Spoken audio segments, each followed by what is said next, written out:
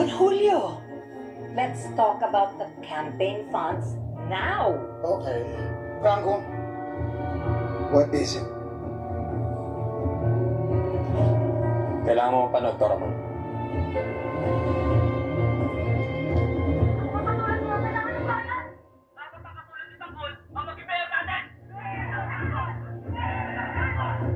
Hindi mapagkakaila na ang pangalan ni Tanggol ang sinisigaw sa buong Maynila. Kilalang kilala siya sa bawat sulok nito. Kanina lang, Ramon, may mga lumapit sa amin. Lumapit kay Tanggol para magpasalamat sa mga tulong at oportunidad na ibinigay niya. May isang taong lumapit din na nangangailangan ng tulong, agad lumapit sa Tanggol at itinama ang mali. Kaya nung nalaman niya na may sunog, hindi siya nagdalawang isip. Natulungan ang mga nangangailangan. Totoong makatao si Tanggol, Ramon.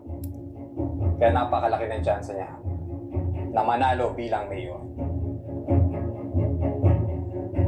Bakit hindi mo sinabi sa amin ito kanina? What for? Yun lang naman yun. May sinagip si Tanggol sa sunog. Pero pagkatapos nun, pangalan ko na ang sinisigaw ng mga tao. Siya ang ginawa mo? Siyempre tumulong ako.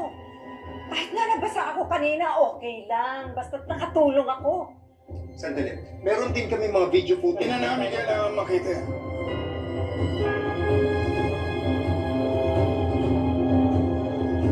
Malinaw mo sa amin.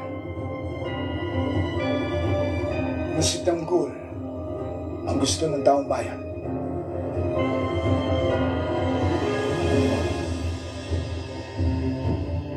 What are you implying? Sa tingin ko, dapat si Tanggol na tumakbo bilang mayor.